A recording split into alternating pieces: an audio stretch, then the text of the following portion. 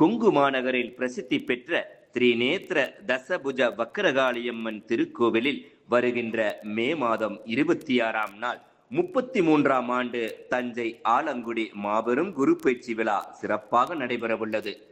கோவை தடாகம் சாலையில் KMG புதூர் பிரிவு பகுதியில் அமைந்துள்ள இந்த திருக்கோவிலில் குருபெயர்ச்சி விழாவை முன்னிட்டு காலை 8:30 மணிக்கு குருபெயர்ச்சி ஹோமம் தொடங்கி தொடர்ந்து 10 மணிக்கு 108 சங்கு பூஜையும் நடைபெறவுள்ளது. பின்னர் 11:15 மணியளவில் மகா அபிஷேகம் மற்றும் சிறப்பு ஆராதனைகள் நடைபெறவுள்ளன. குரு பெயர்ச்சியை முன்னிட்டு மேசம் முதல் மீனம் வரை அனைத்து ராசிகளுக்கும் தனித்தனி பலன்கள் அறிவிக்கப்படுகின்றன.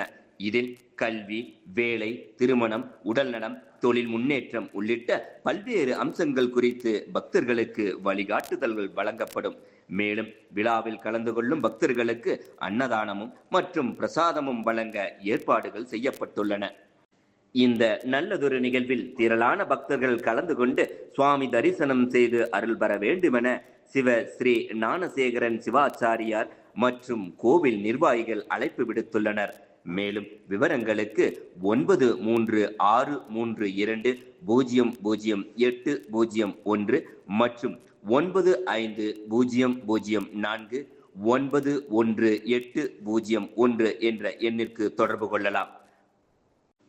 முன்னதாக சித்திரை தமிழ் புத்தாண்டை முன்னிட்டு வக்கரகாளியம்மன் சிறப்பு அலங்காரத்தில் பக்தர்களுக்கு காட்சியளித்தார். இதில் திரளான பக்தர்கள் கலந்து கொண்டு சாமி தரிசனம் செய்து மகிழ்ந்தனர். இந்த ஒவ்வொரு வருஷத்துக்கு பலன்கள் இருக்கு, வெண்பா பலன்கள். இந்த பராப வருஷத்துல மிக்க பராபத்தில் வேதனையில் பின்மழையா தக்க பசுக்கள் தடைக்குமே இக்கு வலிக்காத நான்வகை பல்வியிருக்கும் இன்பம் கழிக்காதவே கருத்து. இந்த பராப ஆண்டு மழை அதிகமாக பெய்யும். அப்புறம் பார்த்தீங்கன்னா 4 வகை எல்லா வகை ஊர்களும் சிறப்பாக இருக்கும். பயிர்கள் சிறைத்து வளர்ந்தோம். அரசியலிலே கூட்டணி ஆட்சி ஏற்படும்.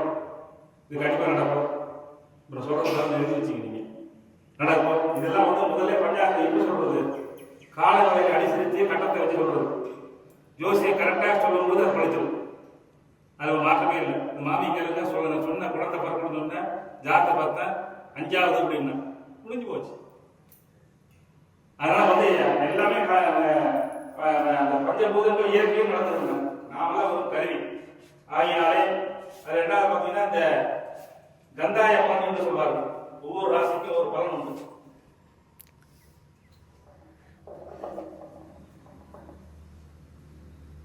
அஸ்வினி நட்சத்திரத்துக்கு வரவு செலவு மிச்சம் 001.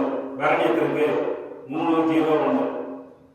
கித்திய நட்சத்திரத்துக்கு 6 வரவு 2. ரோஹி நட்சத்திரத்துக்கு 100. மிருகசி நட்சத்திரத்துக்கு 411. திருவாரூர் நட்சத்திரத்துக்கு 721. புனர்பூச நட்சத்திரத்துக்கு 204. பூச நட்சத்திரத்துக்கு 512. ஆயில நட்சத்திரத்துக்கு 020. மக நட்சத்திரத்துக்கு 303. 3 வருமானம் செலவு 3 அப்படியே மிச்சமாகும். பூர நட்சத்திரத்துக்கு 6011. உத்திர நட்சத்திரத்துக்கு 124. அஸ்த நட்சத்திரத்துக்கு 402. சித்ரா நட்சத்திரத்துக்கு 710. சுவாதி நட்சத்திரத்துக்கு 223. விசா நட்சத்திரத்துக்கு 501. அனுச நட்சத்திரத்துக்கு 014. கேட்டைக்கு 3 வருமானம் 2 செலவு 2 மிச்சமாகும். மூல நட்சத்திரத்துக்கு 600. பூரா நட்சத்திரத்துக்கு 113. உத்திரா நட்சத்திரத்துக்கு 421. திருவோண நட்சத்திரத்துக்கு 7 டிரைவர் 4. அவிட்ட நட்சத்திரத்துக்கு 012. சுரை நட்சத்திரத்துக்கு 520.